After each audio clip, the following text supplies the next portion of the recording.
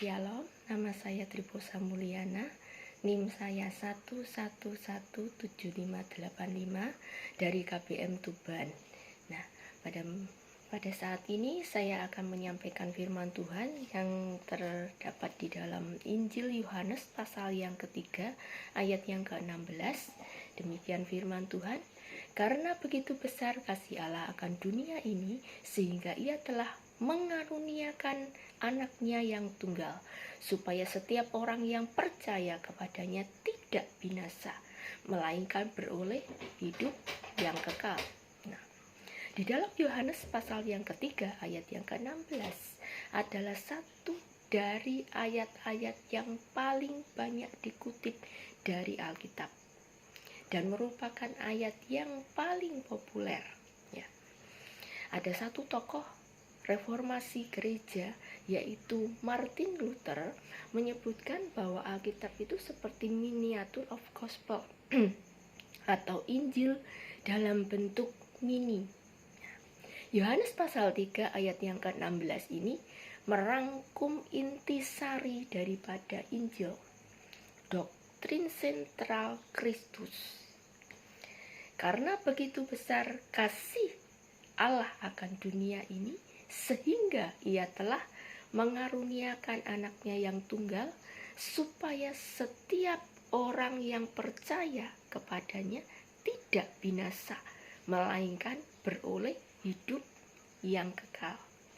Bisa dikatakan Yohanes pasal 3 ayat yang ke-16 seperti surat cinta dari Allah yang tertulis dengan darah yang dialamatkan kepada seluruh umat manusia. Untuk itu, ayat ini menjadi perdebatan antara golongan Calvinis dan juga golongan Arminian. Ya. Karena begitu besar kasih Allah akan dunia ini. Siapa yang dimaksud dengan kata dunia ini? Maksud kata dunia, apakah dunia orang percaya saja? Atau dunia dalam arti semua orang berdosa di dunia ini? Satu hal yang penting yang saya mau tekankan adalah biarlah Yohanes pasal 3 ayat 16 ini dipahami sebagaimana adanya, dengan eksegese yang objektif, prinsip-prinsip hermeneutik yang benar. Bagaimana latar belakang munculnya ayat yang ke-16 ini? Ayat ini termasuk dalam Yohanes pasal yang ketiga yang mencatat percakapan Yesus dengan Nikodemus di Yerusalem. Nikodemus, seorang Farisi, seorang pemimpin agama Yahudi, datang kepada Yesus pada malam hari dan memanggil Yesus Rabi. Ya. Mujizat-mujizat yang Yesus lakukan telah meyakinkan Nikodemus bahwa Yesus diutus Allah. Sebagai jawaban, Yesus berkata, jika seseorang tidak dilahirkan kembali, ia tidak dapat melihat kerajaan Allah. Di dalam Yohanes pasal yang ketiga, ayatnya yang ketiga, di situ dikatakan, Yesus menjawab, katanya, aku berkata kepadamu, sesungguhnya jika seseorang tidak dilahirkan kembali, ia tidak dapat melihat kerajaan Allah. Ayat yang kelima juga di sini dikatakan bahwa jawab Yesus, aku berkata kepadamu, sesungguhnya jika seseorang tidak dilahirkan dari air dan roh, ia tidak dapat masuk ke dalam kerajaan Allah. Ayat yang ketujuh, kita juga akan melihat di sini ayat yang ketujuh. Janganlah engkau heran, karena aku berkata kepadamu, kamu harus dilahirkan kembali. Kemudian sampai kepada ayat yang ke-16, Yesus menyimpulkan pengajarannya kepada Nikodemus, yaitu hanya percaya kepada Yesus sebagai satu-satunya jalan menuju hidup yang kekal.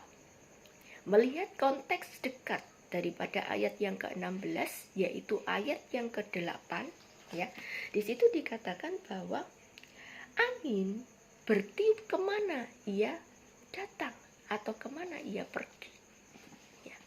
Ini saya ulangi,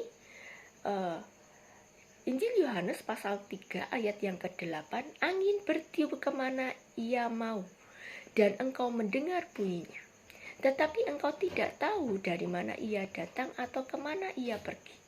Demikianlah halnya dengan tiap-tiap orang yang lahir dari roh. Kaitannya dengan ayat 16 adalah Roh Kudus itu bebas, berdaulat untuk melahirkan kembali. Angin bertiup kemana ia mau. Kita bisa lahir baru, memiliki hati dan roh yang baru. Beriman kepada Yesus adalah karya Roh Kudus yang berdaulat. Kaitan antara Yohanes pasal yang ketiga dengan kaitan antara Yohanes pasal yang ketiga ayat yang ke-8 dengan ayat yang ke-16 bisa disimpulkan, yaitu ayat yang ke-8 berbicara kedaulatan Roh Kudus dalam mengubah kodrat manusia berdosa yang mati secara rohani.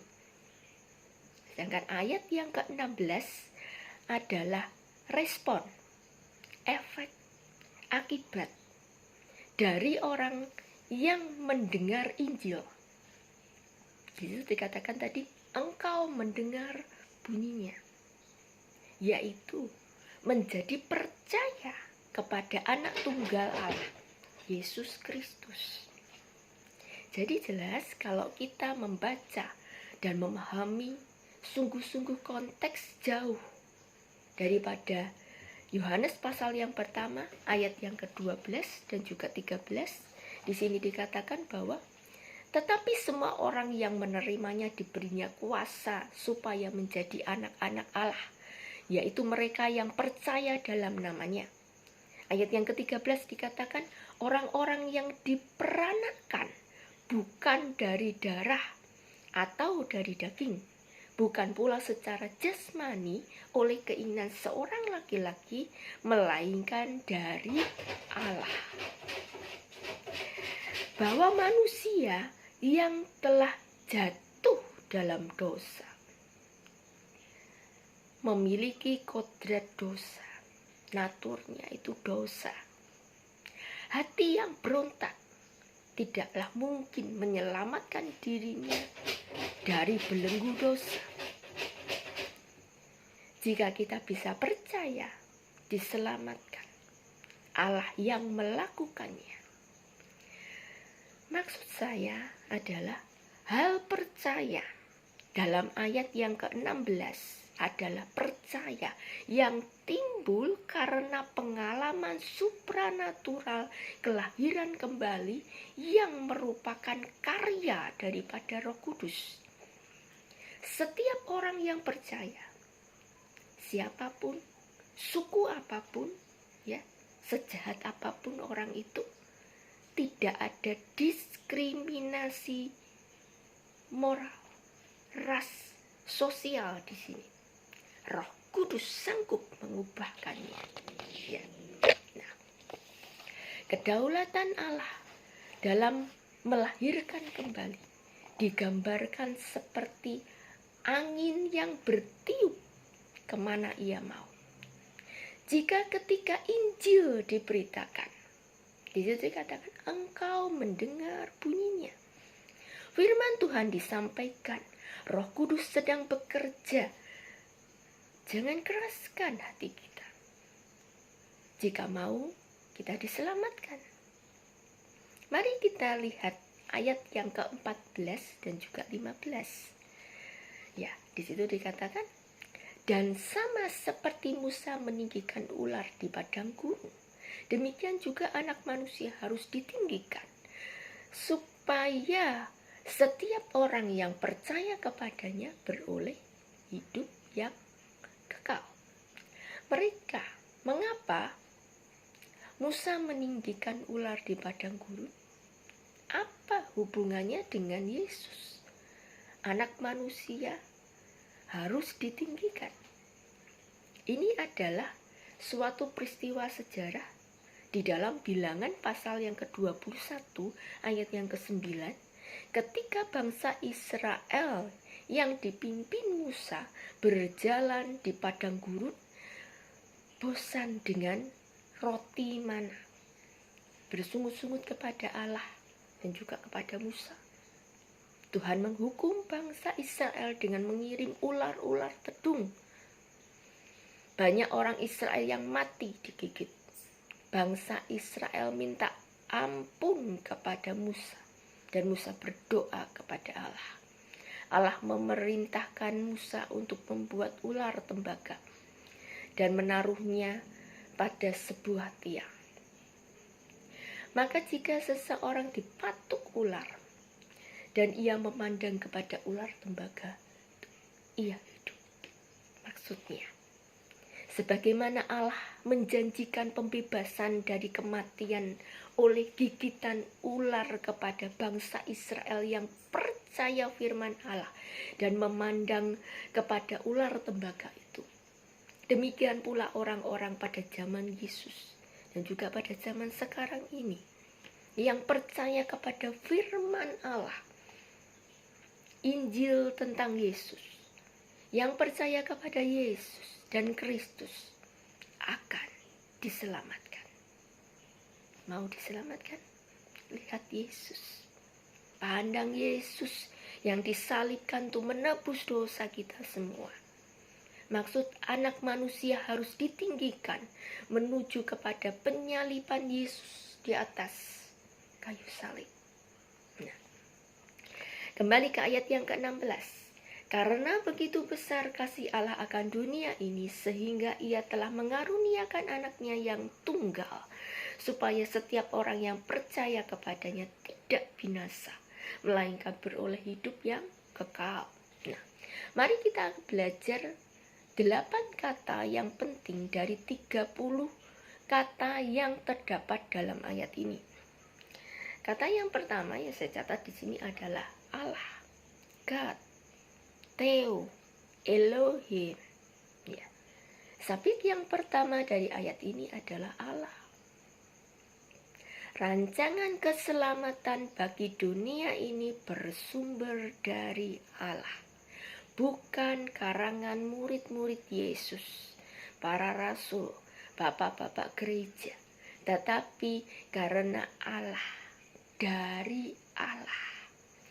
Dari Allah saja rancangan keselamatan bagi manusia yang berdosa agar diselamatkan tidak binasa. Dunia mulai dengan Allah. Dunia bergantung kepada Allah. Memiliki hati nurani, moral, kepekaan, dan hal-hal rohani. Kemampuan untuk mencintai, berbicara. Semua kapasitas itu karena diciptakan segambar dan serupa dengan Allah. Apakah arti hidupmu? Arti hidupmu adalah mengenal Allah dan memuliakan Allah. Berapapun harta yang kita miliki, kalau kita tidak mengenal Allah, hidupmu tidak ada arti sama sekali di hadapan Allah.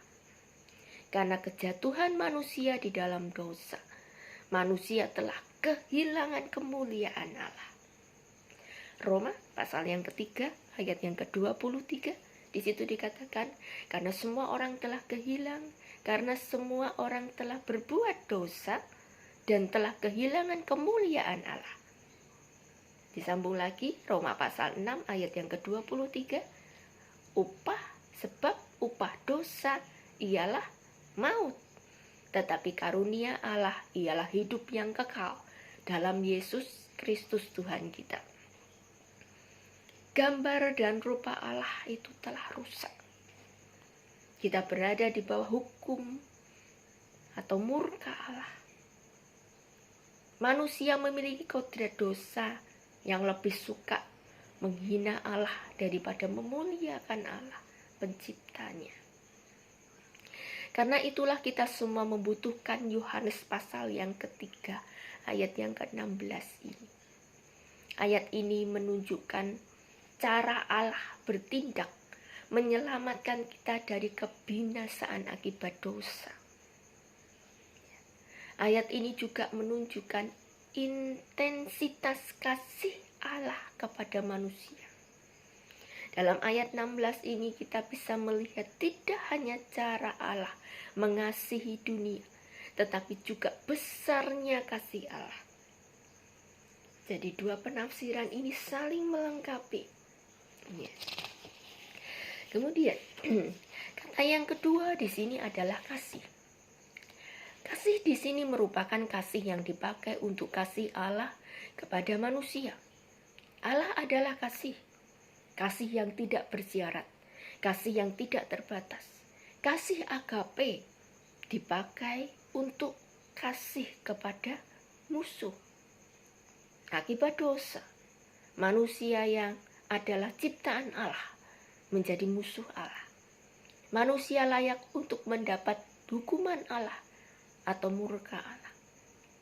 Tetapi karena kasih-Nya, Allah berinisiatif memperdamaikan dirinya dengan kita, manusia berdosa, dengan mengutus anaknya yang tunggal. Allah yang berinisiatif dalam rekonsiliasi dengan manusia yang telah berontak kepada Allah, lebih dahulu mengasihi kita. Ya. Kata yang ketiga di sini adalah dunia ini. Dunia ini bukanlah bumi, planet, atau alam semesta, tapi seluruh manusia ciptaan yang telah jatuh di dalam dosa. Berapa banyak penduduk dunia saat ini? Berapa persenkah orang-orang yang mengalami kelahiran baru oleh Roh Kudus? Mengalami percaya yang mengubah hidup mereka, pertobatan dan iman yang sejati. Kata yang keempat di sini adalah mengaruniakan. Ia telah mengaruniakan, memberikan. Allah mengutus anaknya ke bumi untuk misi, mati, disalib, dan juga dibangkitkan. Yesus taat sampai mati di kayu salib. Adakah seorang ayah yang membiarkan anaknya disiksa, dibunuh? Orang-orang yang jahat di depan matanya. Padahal sang ayah mampu untuk mencegahnya, tetapi tetap diam saja. Begitulah besarnya kasih Bapa yang rela membiarkan orang-orang jahat menyiksa Yesus, supaya orang-orang berdosa itu memperoleh hidup yang kekal. Saudara dan saya memperoleh hidup yang kekal. Murka Allah kepada orang-orang berdosa ditimpakan kepada anaknya yang dikasihinya, justru supaya orang-orang berdosa itu memperoleh hidup yang kekal. Inilah makna kata mengaruniakan, sama dengan penderitaan Bapa, pengorbanan Bapa yang besar. Kata yang kelima di sini adalah anaknya yang tunggal. Apa maksud kata anaknya yang tunggal? Yesus adalah cahaya kemuliaan Allah dan gambar wujud Allah, dan menopang segala yang ada dengan firman-Nya dengan penuh kuasa. Ibrani pasal pertama ayat yang ke-35. Yesus sebagai manusia tidak ada dosa di dalam dirinya. Yang tunggal, artinya Yesus sebagai anak Allah adalah satu-satunya. Tidak ada duanya sama sekali. Anak Allah itu memiliki atribut yang sama dengan Allah, yaitu kudus, tanpa dosa, kekal. Ya. Kata yang keenam di sini adalah percaya. Ya. Percaya. Begitu banyak orang Kristen yang mengaku percaya kepada Yesus, tetapi hidupnya itu tanpa hubungan dengan Kristus. Begitu banyak orang yang mengaku atau mengklaim dirinya itu beriman kepada Yesus, tetapi tidak menunjukkan buah atau bukti daripada imannya. Mengaku percaya siapapun bisa, tetapi membuktikan apakah percayanya atau imannya itu menyelamatkan, tidak semua orang bisa dan mau. Setiap orang yang percaya bukan berarti setiap orang yang bisa percaya. Setiap orang yang percaya berarti setiap orang yang beriman kepada Yesus. Beriman di sini adalah menggantungkan seluruh kehidupan kita itu kepada Yesus Kristus. Ya. Percaya adalah kata kerja yang aktif, bukan pasif. Yang terus-menerus percaya, bukan percaya satu kali dan selesai. Tidak hanya percaya kepada firman Tuhan, juga kepada pribadi Yesus. Ya.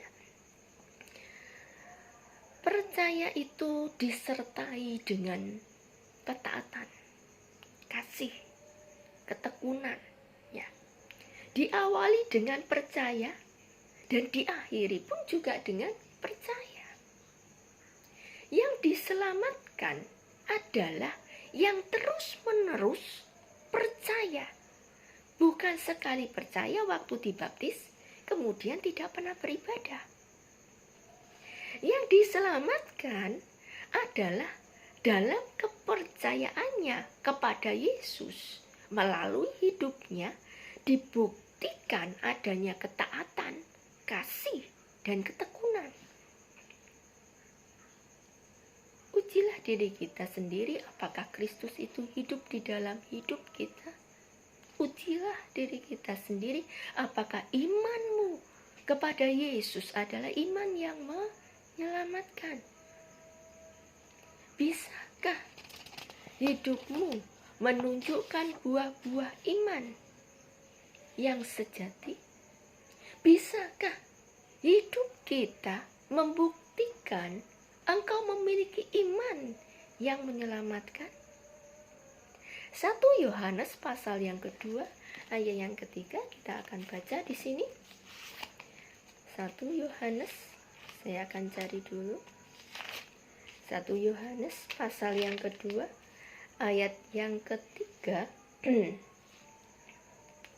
Ayat yang ketiga di sini dikatakan, dan inilah tandanya bahwa kita mengenal Allah, yaitu jika kita menuruti perintah-perintahnya.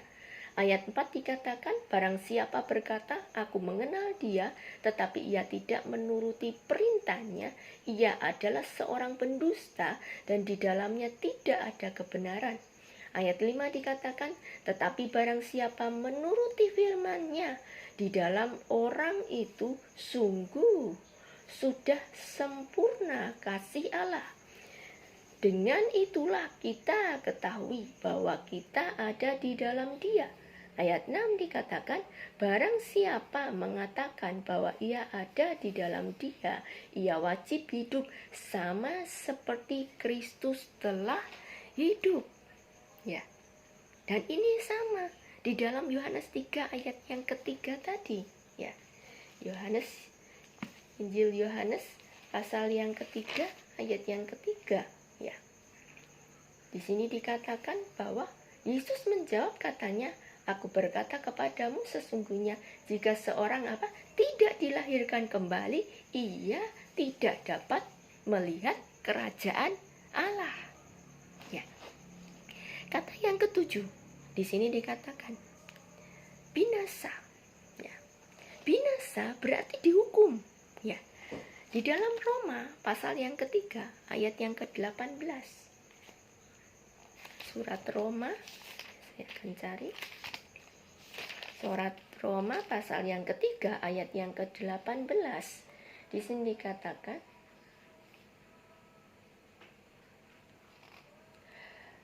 rasa takut kepada Allah tidak ada pada orang itu. Kita akan lihat juga di dalam Yohanes pasal yang ketiga. Injil Yohanes pasal yang ketiga ayat yang ke-36. Ayat 36 di sini dikatakan, barang siapa percaya kepada anak, ia beroleh hidup yang kekal. Tetapi barang siapa tidak taat kepada anak, ia tidak akan melihat hidup, melainkan murka Allah tetap ada di atasnya. Bagi yang tidak percaya, murka Allah tetap ada. Manusia walau sudah mati, itu tetap ada. Ya, bukan sekedar dia jadi abu atau dia ditanam di tanah.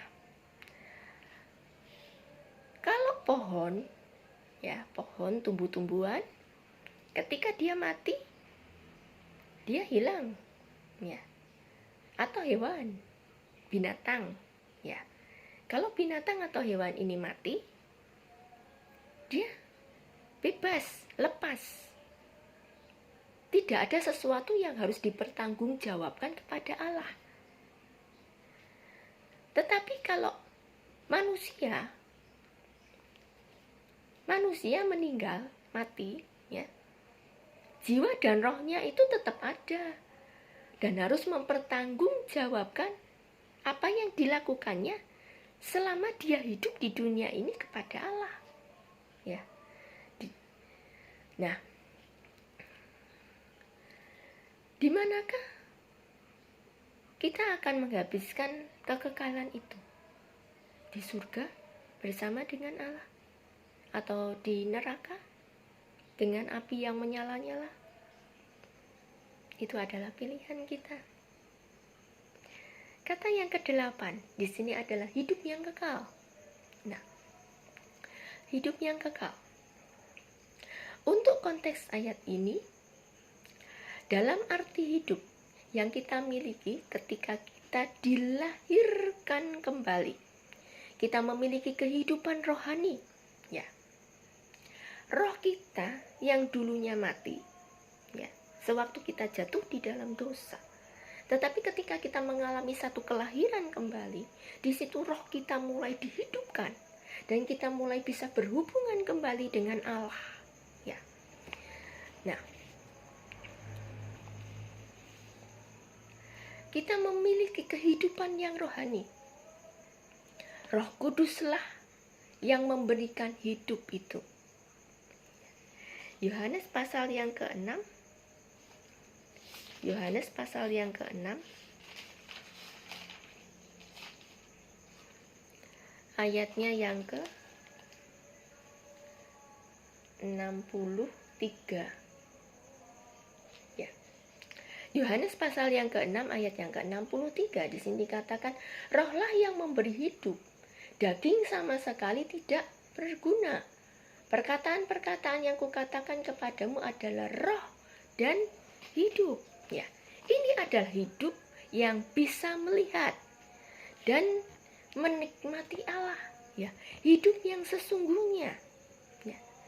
Jadi, inilah kaitannya, ya, di dalam Yohanes ayat yang ke-8 dengan ayat yang ke-16. Karya Roh Kudus yang memberikan kelahiran baru menerangi mata rohani kita yang buta sehingga kita bisa melihat atau percaya kepada Yesus Kristus.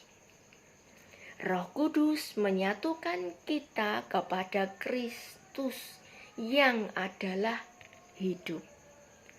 Lahir baru, beriman kepada Yesus, dipersatukan dengan anak Allah, mempunyai hidup. Hidup ini adalah hidupnya Yesus, anak Allah. Maka akan kita dapatkan kekekalan selama-lamanya. Saya akan tutup dengan satu ayat, Yohanes pasal yang ke-11, ayat yang ke-25. Di situ dikatakan, Akulah kebangkitan dan hidup. Barang siapa percaya kepada aku, ia akan hidup walaupun ia sudah mati. Dan setiap orang yang hidup, yang percaya kepadaku, ia akan hidup walaupun ia sudah mati. Yesus sudah memberikan hidup kekal kepada kita yang beriman kepadanya. Untuk itu, pertahankan iman percaya kita, sehingga kita beroleh hidup yang kekal itu. Tuhan Yesus memberkati.